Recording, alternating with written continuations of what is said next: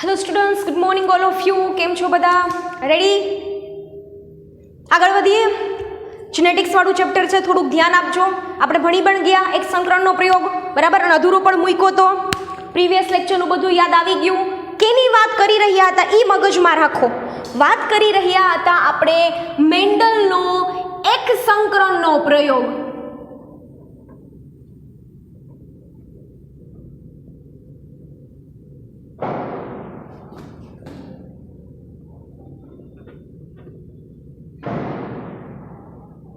વાત કોની કરીએ છીએ છોકરાઓ? આપણે મેન્ડલના એક સંકરણના પ્રયોગની આપણે ચર્ચા કરી રહ્યા છીએ, બરાબર છે. એની અંદર પણ તમારે જોવાનું છે કે શું છે એકચ્યુઅલી, શું થયું છે, શું મેન્ડલની અંદર શું જોયું તમે.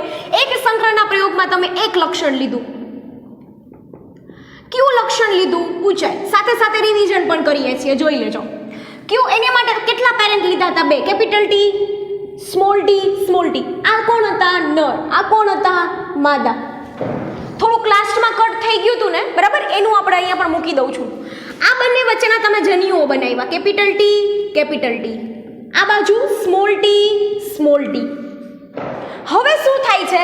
આ કેપિટલ ટી નું તમે બે બાજુથી જનીઓ બનાવ્યા, ડાયરેક્ટ જ હું લઈ લઉં છું. ચલો, કેપિટલ ટી, સ્મોલ ટી.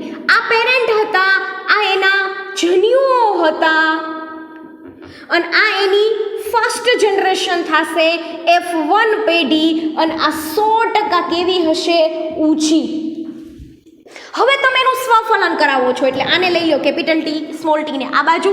સ્વફલન એટલે એક્ઝેક્ટલી એના જેવા હશે એની સાથે જ કરાવો છો, તો તમને રિઝલ્ટ મળ્યું કેપિટલ ટી, સ્મોલ ટી. જનીઓ બનાવશો ને, આ પાછા પી પેરેન્ટ થઈ ગયા, અને આ બનશે એના જનીઓ. યાદ રાખજો, આ પ્રેક્ટિકલની અંદર પણ તમને પૂછાશે. આ વસ્તુ તમને શેની અંદર પૂછાશે? પ્રેક્ટિકલની એક્ઝામમાં પણ આ વસ્તુ પૂછાશે, યાદ રાખજો. આ થઈ ગયા જનીઓ. આ બાજુ જનીઓ પણ આવા જ બનશે, capital T, small T, capital T, small T. થાય છે શું? આ બાજુથી માનો હવે આપણે ક્રોસિંગ કરાવશું, સરખું નહીં આવે, તો તમને 4 પ્રકારની પોસિબિલિટીઝ શું થઈ હતી? મળી હતી. કેટલા પ્રકારની? 4 પ્રકારની. ઈ કઈ હતી? Capital T, capital T, small T, capital T, small T, small T. આવું રિઝલ્ટ મળ્યું હતું, અને આ તમને F2 પેઢી મળી હતી. આ તમને શું મળ્યું હતું? F2 પેઢીથી, જેમાં 3:1 નો રેશિયો હતો. આ 3 હતા એ ઊંચા, અને 1 હતા એ ક્યાં હતા? નીચા.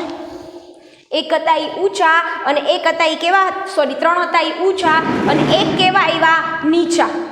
પણ સમજો અહીંયા કે શું આ તો મેં તમને આખો પ્રયોગ સાથે કરાવી દીધો, બરાબર છે, પણ શું એકચ્યુઅલી શું હતું અહીંયા? બરાબર, આ થોડીક વાર માટે અહીંયાથી રિમૂવ કરું છું કે તમને શું રિઝલ્ટ મળ્યું. અહીંયા લખી દીધું.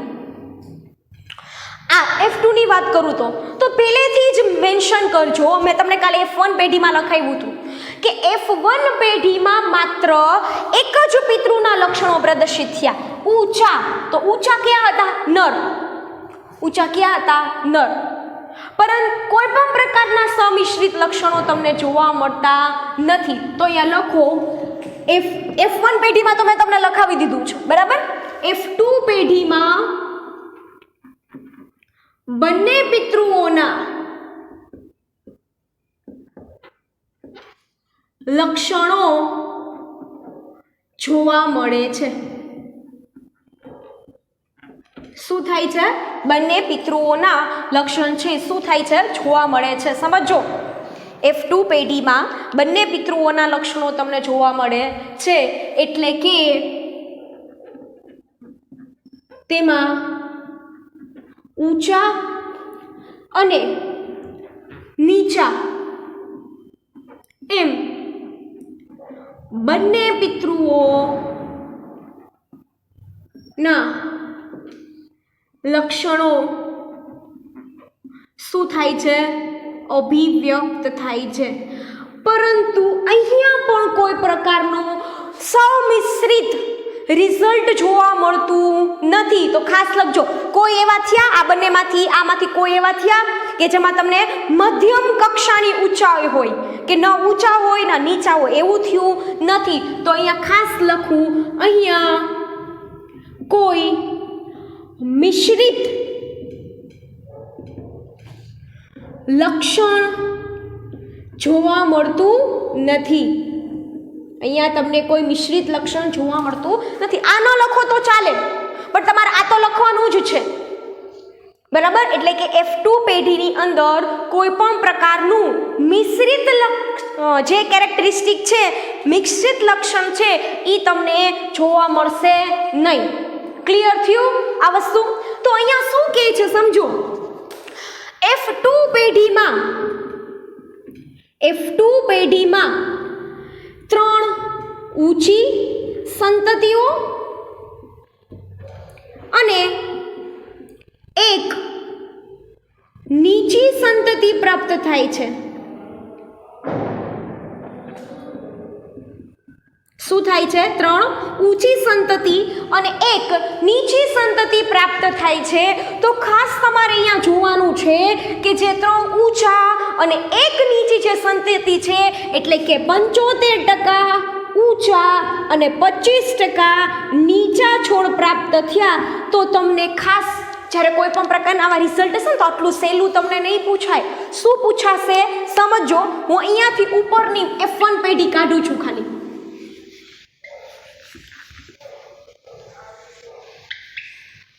શું કહે છે જો, 2 પ્રકારના હોય. મોર્ફોલોજિકલ રેશિયો હોય, એટલે કે 2 રેશિયો હશે. ફિનોટાઇપિક એટલે એનો બાહ્ય દેખાવ પરથી રેશિયો, અને બીજો જે રેશિયો હશે એ હશે એનો જીનોટાઇપિક રેશિયો. એક રેશિયો કયો હશે? એટલે કે એનો જનીનિક દેખાવ. હવે આ બેમાં શું ફરક છે જનીનિક દેખાવ અને બાહ્ય દેખાવમાં? જુઓ તો આ બંને છોડ કેવા હશે? ઊંચા. એટલે એ 2 છોડ ઊંચા કહી શકો તમે, પરંતુ બંનેની અંદર જનીનિક રીતે સરખા નથી. આ સમયુગ્મી છે અને આ વિષમયુગ્મી છે. આ કેવા છે? સમયુગ્મી. હમણાં હું તમને લખાવું છું સમયુગ્મી કોને કહેવાય તો અને વિષમયુગ્મી કોને કહેવાય. તો આ શું છે? વિષમયુગ્મી છે. તો બંનેનો જનીનિક રેશિયો કેવો થઈ જશે? સરખો ન હોય તેવો. બંનેનો જનીનિક રેશિયો સરખો થશે નહીં. તો તમારે માનો કે તમને કેવા પ્રકારના પ્રશ્નો નીટમાં આવશે. માનો કે તમને કોઈ સ્થિતિ આપી દીધી હોય કે વટાણાના છોડની બદલે બીજું કોઈક લઈ લે. આ વનસ્પતિ ફલાણી વનસ્પતિ છે, એમાં F1 પેઢી આવી છે જેનું સ્વફલન કરાવ્યું, તો F2 પેઢીની અંદર ટોટલ આટલી સંતતિઓ મળી. આપણને પણ અહીંયા ટોટલ કેટલી સંતતિઓ મળી? 4. તો એમાંથી તમને એનો જીનોટાઇપિક રેશિયો અને એનો ફિનોટાઇપિક રેશિયો ફાઇન્ડ આઉટ કરવાનું કહેશે. એમાંથી તમને એનો જીનોટાઇપિક રેશિયો અને ફિનોટાઇપિક રેશિયો ફાઇન્ડ આઉટ કરવાનું કે ત્યારે તમને સરખી રીતના સમજાવવું જોઈએ. ઓકે. તો જે આપણો F1 સંક્રમણ આપણે એક સંક્રમણનો પ્રયોગ કર્યો એની અંદર એનો ફિનોટાઇપિક રેશિયો તમને પૂછે તો એ કયો આવશે? 3:1. 3 ઊંચા અને પ્લસ નીચા, આવો રેશિયો તમને મળ્યો 3:1 નો. પણ માનો કે તમને જનીનિક દેખાવનો રેશિયો પૂછાય, એટલે કે જીનોટાઇપિક રેશિયો પૂછાય, તો એ રેશિયો કેવો હશે? 1:2:1. એ રેશિયો કેવો હશે? 1:2:1. કેમ? તો તમારે અહીંયા 1 કેવા હશે? તો જો આ બંને સરખા છે ને, એટલે આને કહેવાનું એક હશે ઈ સમયુગ્મી પ્રભાવી. ઊંચા.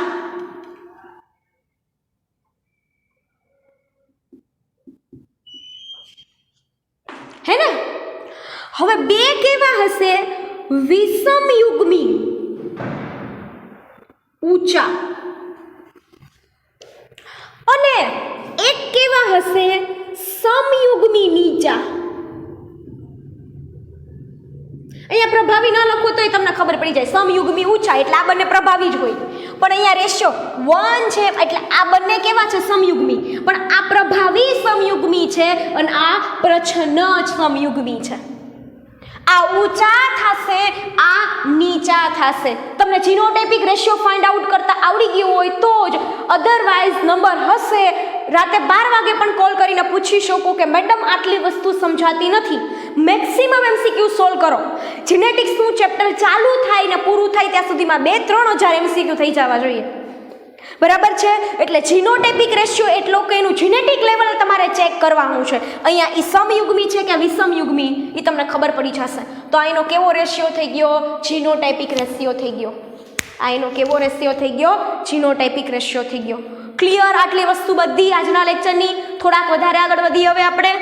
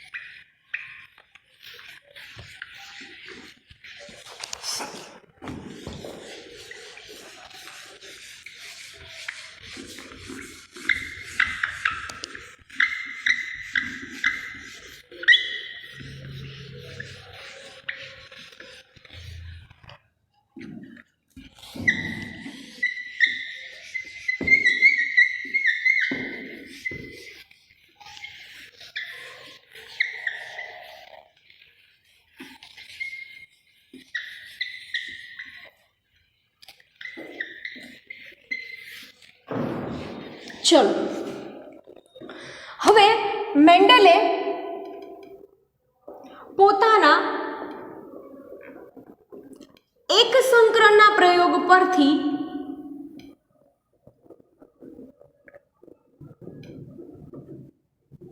આપણી ટેક્સ્ટબુકની અંદર એક સંકરણ પાછળ 4 પેજ બગાડ્યા છે. આપણે બગાડવાના નથી. આપણે 2 જ લેક્ચર આપવાના છીએ અને એ પણ હું એટલા માટે 2 લેક્ચર આપું છું કે જેથી કરીને તમે દ્વિસંકરણનો પ્રયોગ ફટાફટ આવડી જાય. બાકીના બધાય ફટાફટ આવડી જાય. જો તમને એક જ પ્રયોગ હું સરખી રીતના કરાવીશ ને એટલા માટે આપણે થોડીક સ્પીડ તો પકડશું જ. બરાબર? કેમ કે આપણી પાસે નંબર ઓફ ચેપ્ટર ઘણા બધા બાકી છે. શું કહે છે? મેન્ડલે પોતાના એક સંકરણનો જે પ્રયોગ કર્યો હતો એના પરથી એ તારણ કાઢ્યું કે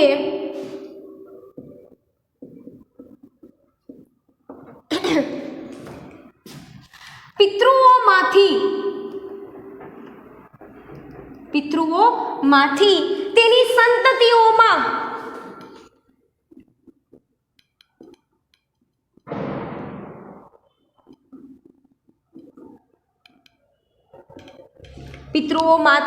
તેના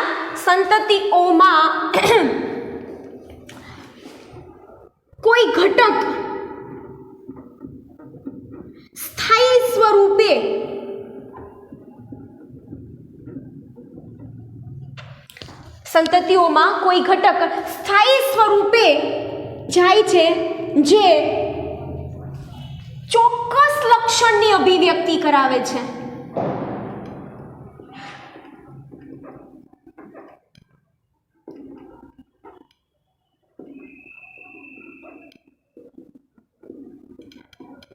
શું છે?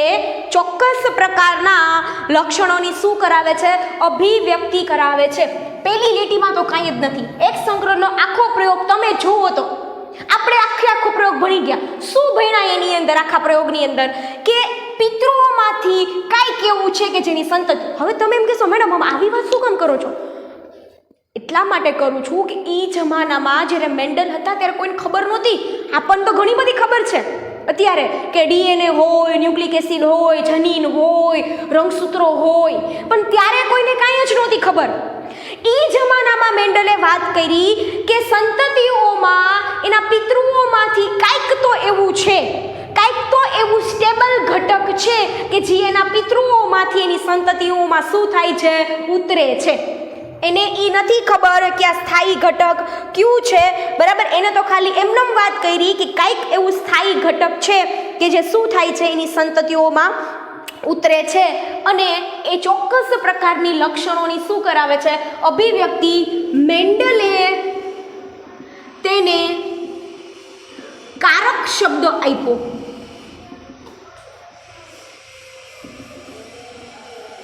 સમજો કોને કારક શબ્દ આપ્યો? એને કે જે ઘટક, જે સ્ટેબલ ઘટક તેના સંતતિઓમાં આવ્યું અને જે ચોક્કસ પ્રકારના લક્ષણોને એક્સપ્રેશન માટે જરૂરી હતું તેને એનું નામ શું આપી દીધું? કારક.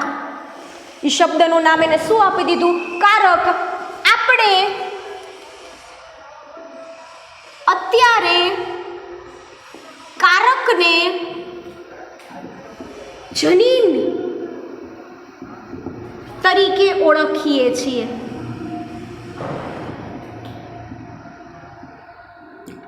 અત્યારે આપણે કારકને શું કહીએ છીએ? જનીન કહીએ છીએ. મેન્ડલે એને શું કીધું તું? કારક. એટલે શું થાય? ફેક્ટર્સ. ઓકે, પણ જો અહીંયા સૌથી ઇમ્પોર્ટન્ટ કંઈક હોય ને તો એ સ્થાયી છે શબ્દ.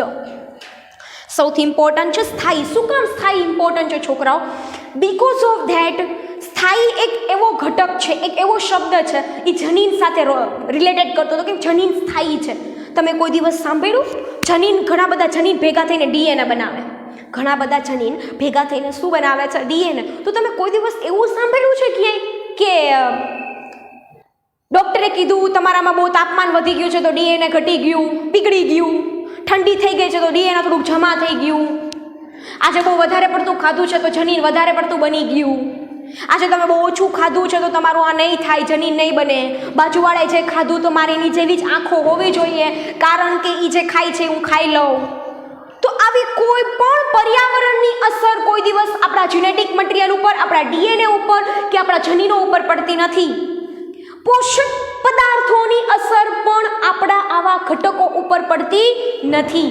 એનો મતલબ કે એને એક જ રીતના ફેરફાર થઈ શકે. ક્યારે? કે જ્યારે આપણા પેરેન્ટ્સમાંથી આપણને મળે, પેરેન્ટ્સ ટુ ધેટ ઓફસ્પ્રિંગ માં જો ટ્રાન્સફર થાય તો અને માત્ર તો જ એમાં ફેરફાર થઈ શકે. Otherwise not possible. અધરવાઇઝ એમાં કોઈ પણ પ્રકારના પોસિબિલિટીઝ હોતી નથી ફેરફાર થવાની. હા, આટલું ક્લિયર થાય છે કે નથી થતું? તો સમજો, આના ઉપરથી જ કહી દીધું કે જનીન એક એવું ઘટક છે જે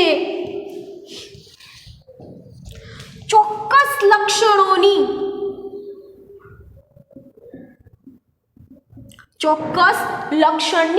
અભિવ્યક્તિ માટેનું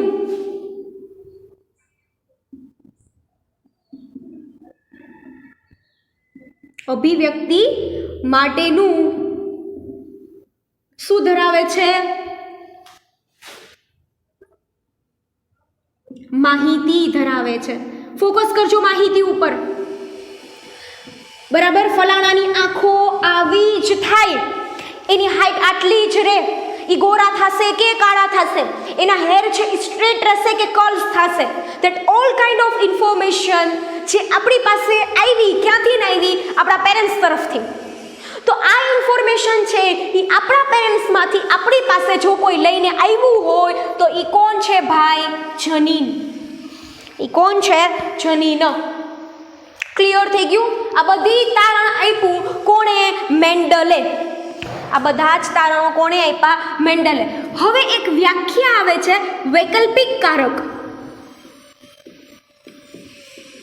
જેને ઇંગ્લિશમાં એલીલ કહેવાય. બટ ખૂબીની વાત એ છે કે એલીલ શબ્દ ઘણી વખત આપણા ગુજરાત બોર્ડમાં પણ વારંવાર મૂકે છે, એટલે તમે એલીલથી હંમેશા પરિચિત રહેજો. બરાબર, તો કોને કહેવાય વૈકલ્પિક કારક? આ બધી વસ્તુ ક્લિયર કરી નાખજો માઇન્ડની અંદર પ્રોપરલી. બરાબર, પછી આપણે જઈએ એલીલ તરફ. કોને કહેવાય વૈકલ્પિક કારક? જો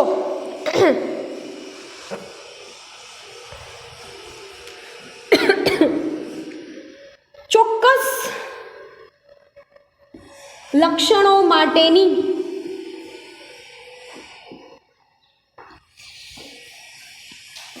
જનીનોની જોડ, જનીનોની ચોક્કસ લક્ષણો માટેના, થોડુંક સરખી રીતના ટેક્સ્ટબુક પ્રમાણે આપું, નહીતર પાછા તમને લોકોને નહીં સમજાય. ચોક્કસ લક્ષણોની અભિવ્યક્તિ માટે આવેલ જનીનોની જોડ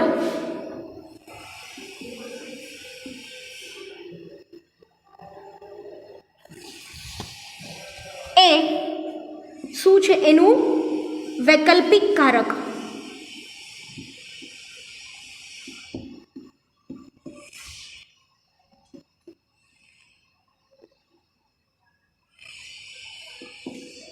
અથવા તમારી ભાષામાં બીજી ભાષામાં લખું કે કોઈ ચોક્કસ પ્રકારના લક્ષણો માટે આવેલી જનીનોની જડ જે ચોક્કસ લક્ષણોનું જ શું કરે છે, સંકેતન કરે છે, તો તેને શું કહેવામાં આવે છે?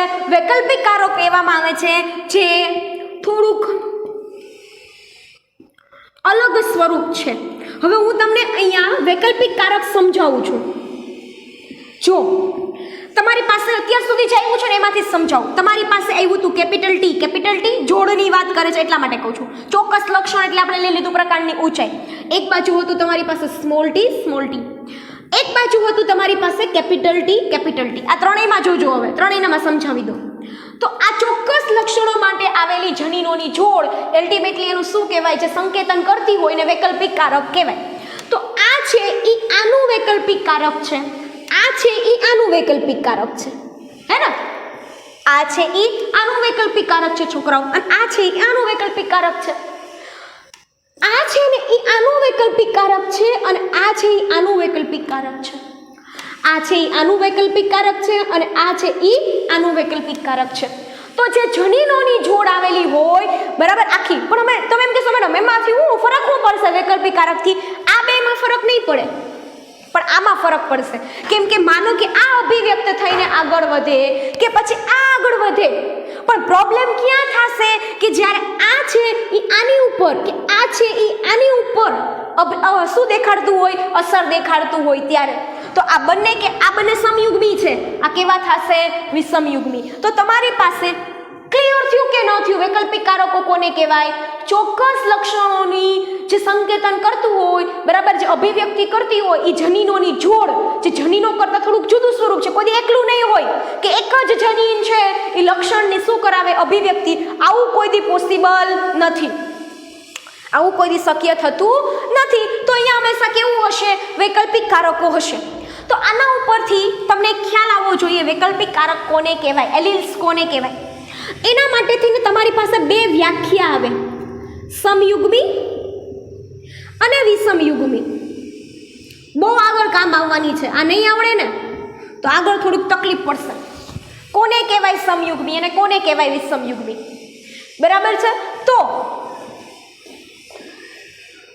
જનીનો મીન્સ કે લક્ષણો માટે આવેલી લક્ષણો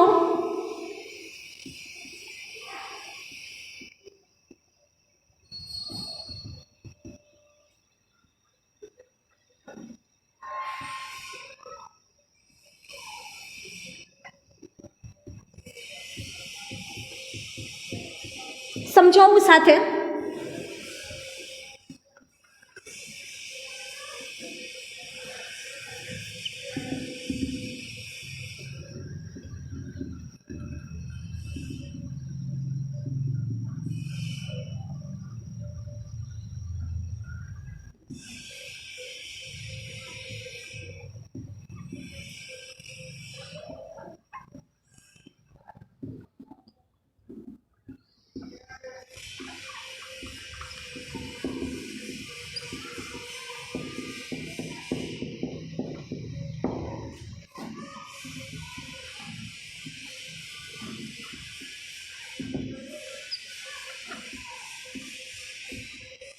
ચલો, શું કહે છે? સમયુગ્મી કોને કહેવાય ને કોને કહેવાય વિષમયુગ્મી? તો કે લક્ષણોની અભિવ્યક્તિ, તમારે કોઈ શબ્દ એડ કરવો હોય કે ચોક્કસ લક્ષણોની અભિવ્યક્તિ એટલે કેવી? ચોક્કસ લક્ષણોની અભિવ્યક્તિ કરાવતું હોય એવી જનીનોની જોડ. તો આ બાજુ જાઓ, આ જનીન જોડ છે, આ જનીનની જોડ છે, આ જનીનની જોડ છે. તો ચોક્કસ લક્ષણોની અભિવ્યક્તિ કરાવતી હોય એવી જનીનોની જોડ બરાબર સરખી હોય. અહીંયા જુઓ, જનીનોની જોડ કેવી છે? સરખી હોય. તો આ બંને કેવા છે છોકરાઓ? જનીનોની જોડ સરખી. એ લોકો ક્યાંય પ્રભાવી ને પ્રચ્છન્નની વાત નથી કરતા છોકરાઓ. એ ક્યાંય પ્રભાવી અને પ્રચ્છન્નની વાત કરતા નથી. તો શું કહે છે અહીંયા? ચોક્કસ લક્ષણોની અભિવ્યક્તિ જનીનોની જોડ જો સરખી હોય તો તેને સમયુગ્મી કહેવાય. આ બંને કેવા છે? સમયુગ્મી. આ કેવા છે? સમયુગ્મી.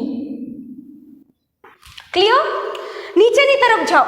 જો લક્ષણોની અભિવ્યક્તિ કરતી જનીનની જોડ છે એ સરખી ન હોય, આ જનીનની જે જોડ છે એ સરખી નથી, તો આને શું કહેવામાં આવે છે?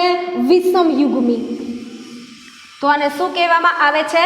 વિષમયુગ્મી. અને ખાસ યાદ રાખજો, જેમાં એક પ્રભાવી હોય, જેમાં એક પ્રભાવી હોય અને બીજું પ્રચ્છન્ન હોય છે. એક કેવું હોય છે? પ્રભાવી હોય છે, અને એક કેવું હોય છે છોકરાઓ? પ્રચ્છન્ન હોય છે. સમજાઈ ગયું કે ન સમજાણું? ક્લિયર થઈ ગયું? આટલી વસ્તુ માઇન્ડમાં રાખજો, તમારી અંદર બહુ ઇમ્પોર્ટન્ટ વસ્તુ છે, બરાબર છે. ઘણી વખત ઘણા બધા શિક્ષકો એમ એક સંગ્રહનો પ્રયોગ 5 મિનિટમાં સમજાવીને જતા હોય છે, આપણે પણ જઈ શકીએ, પણ તમને એક એક વસ્તુ સાથે મેં પરિચિત કરાવ્યા છે. કોને કહેવાય એલીલ, એટલે કોને કહેવાય વૈકલ્પિક કારકો, આ બધા તમને મેં સમજાવ્યું. આના વૈકલ્પિક કારકો છે, બરાબર. સમયુગ્મી અને વિષમયુગ્મી બંને જે જોડાવેલી હોય એમાં બંને સરખા હોય તો એ પ્રભાવી હશે, આ પ્રચ્છન્ન હશે, પણ બે કેવા છે? સમયુગ્મી. પણ સરખા ન હોય તો વિષમયુગ્મી. અને જ્યારે વિષમયુગ્મી હશે ત્યારે એમાંથી એક કેવા હશે? પ્રભાવી, અને એક કેવા હશે? પ્રચ્છન્ન. એક કેવા હશે? પ્રભાવી, અને એક કેવા હશે? પ્રચ્છન્ન. ક્લિયર થયું કે હજી કાંઈ વાંધો પડે છે? આમાં બિલકુલ કાંઈ ડાઉટ થાય એવું હોવું જોઈએ નહીં. સારું, ચલો થોડાક આગળ વધીએ, થોડુંક લઈએ છીએ આપણે, બરાબર. તો શું કહે છે? આ બાજુ જઈએ.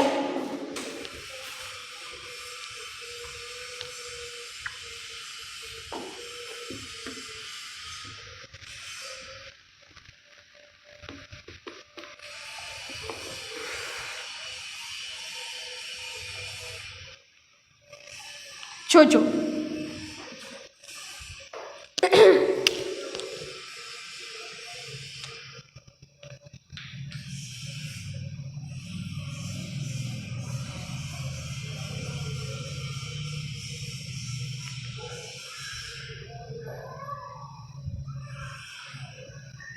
હવે શું કહે છે?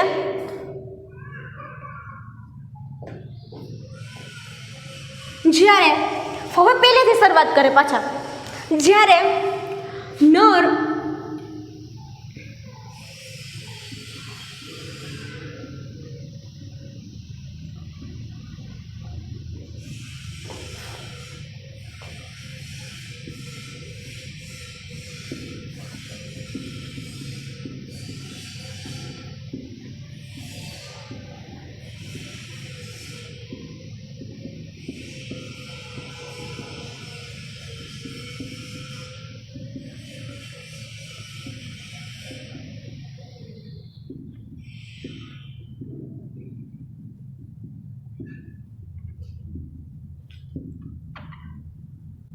સમજાવું છું સાથે.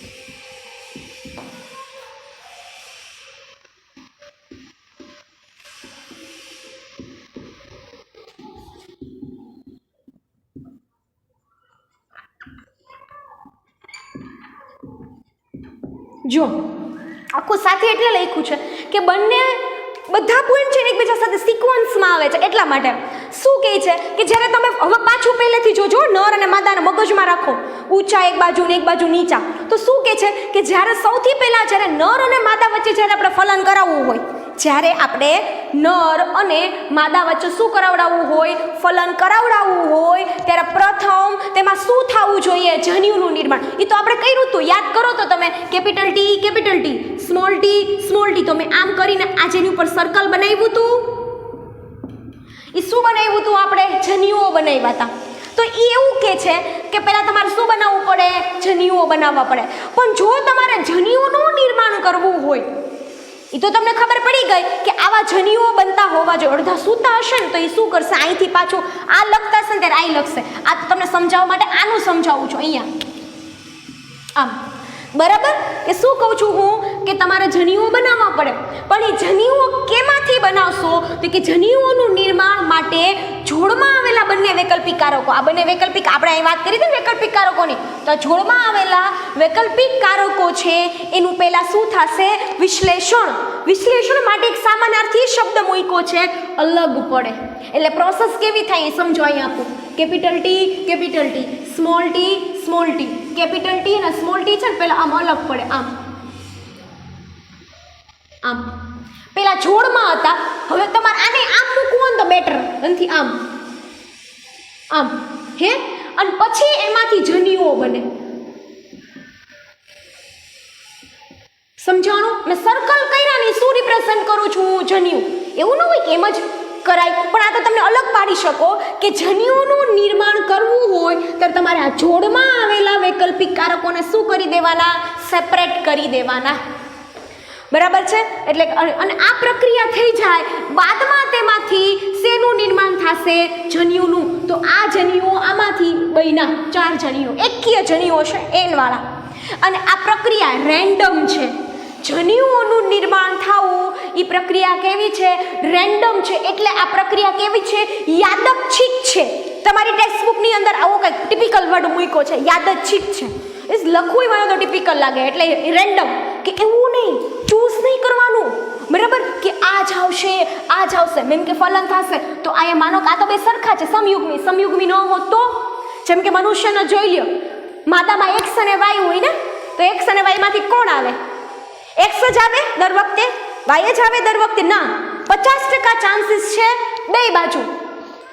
દરેક પ્રકારના જન્યુઓનું નિર્માણ થવાના ચાન્સીસ કેટલા ટકા હોય છે, 50%.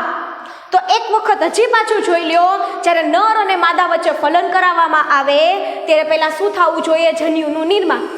જન્યુનું નિર્માણ ક્યારે થાય, કે જ્યારે જોડમાં આવેલા બંને વૈકલ્પિક કારકો છે એ એકબીજાથી અલગ પડી જાય, બંનેનું શું થઈ જાય, વિશ્લેષણ થઈ જાય. તો બાદમાં એની અંદર કઈ પ્રક્રિયા થશે છોકરાઓ, અર્ધીકરણની પ્રક્રિયા, અને પછી એમાંથી શેનું નિર્માણ થશે, જન્યુનું. અને આ જે જન્યુઓ બનશે, બરાબર, એ આખી બનવી અને પછી એનું આગળ વધવું. આ પ્રક્રિયા કેવી છે, રેન્ડમ પ્રક્રિયા છે. મારે તમને 10 મિનિટનો કે 15 મિનિટ વધીને નાનકડો એક ટોપિક બાકી રહેશે, that is the Punnett square. અત્યાર સુધી આપણે ક્રોસિંગ કરાવતા હતા ને, આમ ને આમ, એમાં કદાચ ક્યાંક મિસ આઉટ થઈ જાય. મીન્સ કે સેકન્ડ મેથડ છે પ્યુનેટ સ્ક્વેર, જે રેઝિનાલ્ડ સી પ્યુનેટ નામના વૈજ્ઞાનિકે આપી છે, અને એમાંથી એક વર્ષે નીટનો પ્રશ્ન પણ પૂછાયેલો છે. બરાબર? સો છોકરાઓ આટલું યાદ રાખો, ઘણું બધું ભણી ગયા છીએ આજના દિવસની અંદર, બધી વસ્તુ CW પ્રોપર ઉતારજો. બરાબર છે? સો હવે આપણે નેક્સ્ટ લેક્ચરની અંદર પાછા મળ્યા પ્યુનેટ સ્ક્વેર સાથે. ત્યાં સુધી આટલું રાખો. Thank you everyone.